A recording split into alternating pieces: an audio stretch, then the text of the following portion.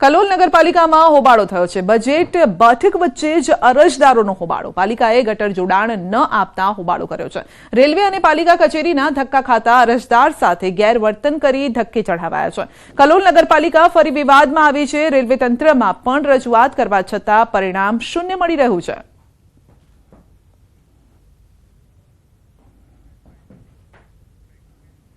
ખેડામાં agro ઇન્ડસ્ટ્રીઝમાં પુરવઠા વિભાગના દરોડા। સરકારી અનાજનો શંકાસ્પદ જથ્થો હોવાની આશંકા છે। ગોડાઉનમાં સ્ટોક પત્રક ન હોવાનું પણ સામે આવ્યું। ચોખા, ઘઉં, બાજરીનું સ્ટોક પત્રક ન હતું।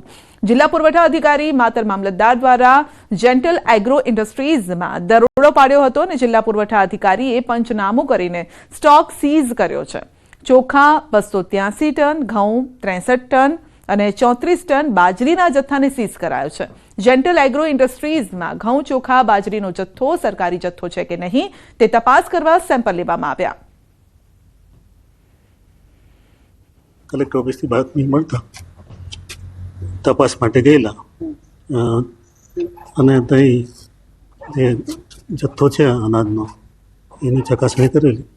એનું સ્ટોક પત્રક ન હોવાથી તમામ ઉપલબ્ધ જથ્થો સીઝ કરેલ છે અને સેમ્પલ લેવામાં આવે છે ઘઉં, ચોખા અને બાજરીના। ખેડા જિલ્લા પુરવઠા વિભાગને એક ફરિયાદ મળે છે કે માતર તાલુકાના મહેલજ ગામે આવેલ જેન્ટલ એગ્રો ઇન્ડસ્ટ્રીની અંદર કોઈ શંકાસ્પદ સરકારી જથ્થો હોય છે। સમગ્ર બાબતને લઈને પુરવઠા વિભાગ તેમજ માતર મામલતદાર દ્વારા સંયુક્ત દરોડો પાડવામાં આવ્યો હતો। દરોડા બાદ અહીં આગળથી જે ચોખા, ઘઉં અને બાજરીનો જે જથ્થો હતો તે જથ્થાના સેમ્પલ લેવામાં આવ્યા હતા। જ્યારે આ જગ્યાએ પહોંચ્યા ત્યારે તેના ઇન્ડસ્ટ્રીના જે માલિક હતા તેમની સાથે પૂછપરછ કરી ત્યારે તેઓ આ જથ્થો પોતે ટ્રેડિંગનો વેપાર કરતા હોય અને લાવવાનું જણાવ્યું, પરંતુ તેમની પાસે કોઈ સ્ટોક પત્ર મળ્યો હતો। અત્યારે તમે જોઈ રહ્યા છો કે આ જે સેમ્પલ છે તે સેમ્પલ લેવામાં આવ્યું છે અને આ સેમ્પલ તેઓ આગળ ગાંધીનગર પૃથ્થકરણ માટે મોકલશે કે જથ્થો સરકારી છે કે કેમ, પરંતુ અહીં આગળ કોઈ પણ પ્રકારનું સ્ટોક મેન્ટેનન્સ મળીને આવતા અત્યારે પુરવઠા અધિકારી જથ્થો છે તે સીઝ કરવામાં આવ્યો છે અને આગળ તેઓને સમગ્ર બાબતે તેઓએ ફરિયાદ નોંધી વધુ તપાસ હાથ ધરી છે। ઉમંગ પટેલ, ન્યૂઝ 18 ગુજરાતી, મહેલજ, ખેડા।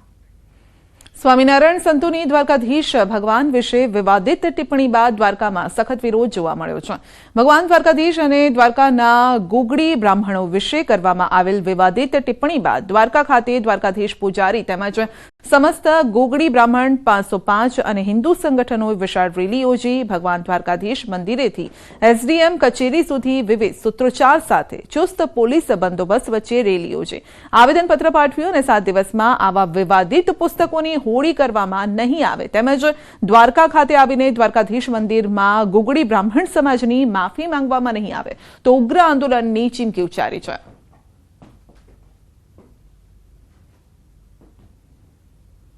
તો હવે પણ તમારા સુધરવાની વાતો છે અને આ જે બ્રહ્મ સમાજ, ગુગલી સમાજના લોકો એ સાક્ષાત દ્વારકાધીશના રૂપ છે અને એ લોકોની વિરોધ અર્થાત બધાને ખાતરી લેવો જોઈએ કે હવે ખરેખર જે સાહિત્યોમાં લખેલા છે એને પાછા કરો।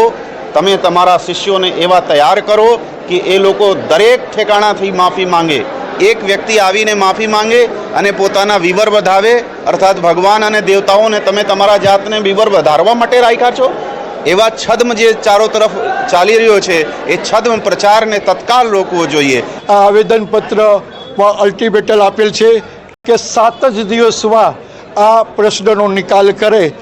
જો આ પ્રશ્નનો નિકાલ કરવામાં નહીં આવે તો લાખો દ્વારકાના ભક્તો, દ્વારકાધીશના ભક્તોને સાથે લઈ, દ્વારકાના નગરજનોને સાથે લઈ, દ્વારકાના તમામ જ્ઞાતિના પ્રમુખો, પ્રજાને સાથે લઈ, દ્વારકાના વેપારી મંડળો અને તેના જે કોઈ કરતા હોય એને સાથે લઈ અને અમે આ આંદોલનને આગળ વધારશું। ગૃહમાં કલાકારોના સન્માનના વિવાદ બાદ મોટો નિર્ણય લેવાયો છે। આગામી 27 તારીખે કલાકારોને વિધાનસભામાં આમંત્રિત કરાશે। ગુજરાતી ઇન્ડસ્ટ્રીઝના કલાકારોને 300 જેટલા કલાકારોને આમંત્રિત કરાશે। દરેક જિલ્લામાંથી ફિલ્મ અને સાંસ્કૃતિક ઇન્ડસ્ટ્રીઝ સાથે જોડાયેલા લોકોને આમંત્રણ અપાશે। પહેલા લોક સાહિત્યકારને આમંત્રણ આપી ગૃહની કામગીરી બતાવી હતી, જે બાદ હોબાળો થયો હતો।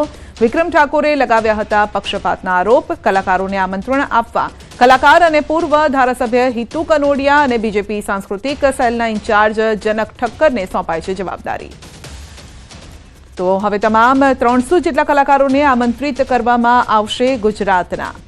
ગૃહમાં કલાકારોના સન્માનને લઈને જે વિવાદ થયો હતો, કારણ કે કેટલાક જ કલાકારોને આમંત્રિત કરાયા હતા ગૃહની જે કાર્યવાહી છે તેને જોવા માટે, આ સાથે જ ગૃહની એક સફર માટે. આ અંગે વધુ અપડેટ મેળવીશું સંવાદદાતા ગૌતમ પાસેથી. જી ગૌતમ, વિક્રમ ઠાકોરનો જે વિવાદ થયો હતો એ બાદ હવે એક મોટો નિર્ણય લેવામાં આવ્યો છે. શું છે આ નિર્ણય અને કઈ રીતે અમલ થશે? ચોક્કસથી જે પ્રકારે તમામ જે કલાકારો જે છે તેમને વિધાનસભાના ગૃહમાં આમંત્રણ આપવામાં આવ્યું હતું, ત્યારબાદ અનેક કલાકારો જે છે તે વિધાનસભામાં ગૃહની અંદર કામગીરી નિહાળી હતી, પરંતુ ત્યારબાદ વિવાદ જે છે તે શરૂ થયો હતો. વિક્રમ ઠાકોરની નારાજગીનો વ્યક્ત જે છે તે સામે આવતો, અને ત્યારબાદ મહત્વની વાત સાથે સાથે એ રહી છે કે 27 તારીખે વિધાનસભામાં તમામ કલાકારોને આમંત્રણ જે છે તે આપવામાં આવ્યું છે. અંદાજિત 300 જેટલા કલાકારો જે છે તેમને સંગીત સાથે જોડાયેલા હોય કે એક્ટિંગ સાથે જોડાયેલા હોય, તમામ કલાકારોને આમંત્રણ આપવામાં આવ્યું છે. જિલ્લામાંથી ફિલ્મ સાંસ્કૃતિક ઇન્ડસ્ટ્રી સાથે જોડાયેલા લોકોને આમંત્રણ પાઠવવામાં આવ્યું છે. તેના લોક સાહિત્યકારને આમંત્રણ આપ્યું હતું અને ત્યારબાદ ગૃહની કામગીરી દર્શાવવામાં આવી હતી, અને વિવાદ બાદ હવે 300 કલાકારોના નામનો સમાવેશ કરવામાં આવ્યો છે. તેમને આગામી દિવસોની અંદર બોલાવવામાં આવશે, અને જે અંતર્ગત ભારતીય જનતા પાર્ટીના સંયોજક જે છે તેમને આ જવાબદારી સોંપવામાં આવી છે કે જેથી કરીને અન્ય કોઈ કલાકાર બાકી રહે નહીં ને ગૃહની કામગીરી નિહાળે તે પ્રકારનો એક નિર્ણય જે છે તે લેવામાં આવ્યો છે. જી, અને જે પક્ષપાત થયા હતા તેવા પ્રકારના આરોપ લાગ્યા હતા, એ અંગે કઈ કહેવું છે તંત્ર તરફથી? એ અંગે કોઈ જવાબ અત્યારે કે એના પછી જ આ નિર્ણય લેવાયો છે? ચોક્કસથી એક વાત હતી કે તમામ લોકોને આમંત્રણ મળવું જોઈએ તે પ્રકારની વાત વિક્રમ ઠાકોર દ્વારા પણ કહેવામાં આવી હતી, જેમાં કેટલાક કલાકારોને બોલાવવામાં આવ્યા હતા. તેને લઈને નારાજગીનો સૂર જે છે તે ઉભો થયો હતો, પરંતુ ત્યારબાદ જે પ્રકારે ગૃહમાં પણ શંકર ચૌધરીએ કહ્યું હતું કે તમામ કલાકારોને આવરી લેવામાં આવશે. પહેલા જે સંગીત સાથે જોડાયેલા કલાકારોને આમંત્રણ પાઠવવામાં આવ્યું હતું, જે હવે એક્ટિંગ ક્ષેત્રે જોડાયેલા છે તે કલાકારોને આમંત્રણ આપવામાં આવશે તે પ્રકારની વાત કરી હતી. અને ત્યારબાદ હવે 27 તારીખે જે નિર્ણય જે છે તે લેવામાં આવ્યો છે, તેમાં 300 થી વધારે કલાકારો જે છે તે જોડાય તે પ્રકારનો આસ્પેક્ટ રાખવામાં આવ્યો છે, અને કલાકારોના અંતર્ગત પૂર્વ ધારાસભ્ય જે હિતુ કનોડિયા જે છે તેમને જવાબદારી સોંપવામાં આવી છે. સંસ્કૃત સેલના ઇન્ચાર્જ જનક ઠક્કર જે છે તેમને જવાબદારી સોંપવામાં આવી છે કે જેથી કરીને આ પ્રકારનો વિવાદ રહે નહીં અને તમામ કલાકારોનું સન્માન જળવાય તે પ્રકારનો નિર્ણય હાથ ધરવામાં આવ્યો છે. જી, આપનો આભાર. જેતપુરમાં લોકલ ટોલ ટેક્સને લઈને વિરોધનો વંટોળ ઉઠ્યો છે. લોકલ ટોલ ટેક્સના 10 રૂપિયાના બદલે 20 રૂપિયા કરવામાં આવતા વિરોધ થયો છે. પીઠડિયા ટોલ પ્લાઝા પર સામાન્ય ટોલ 45 માંથી 35 રૂપિયા કરવામાં આવ્યા છે, અને જ્યારે કે માસિક 255ના પાસ સામે પણ લોકોએ વિરોધ કર્યો છે. જેતપુર પીઠડિયા ટોલ પ્લાઝા દર ઘટાડવામાં આવ્યો છે, પરંતુ લોકલમાં દર વધારવામાં આવ્યો હોવાથી લોકોમાં રોષ છે. Jetpur Pithadiya toll plaza, Jetpur chamber of commerce અને Jetpur dyeing and printing association તેમજ અન્ય સંસ્થાઓ દ્વારા આવેદનપત્ર પાઠવ્યું છે. જેતપુરથી રાજકોટ વચ્ચે 6 લાઇન રોડ બનાવવાનું કામ ચાલી રહ્યું છે.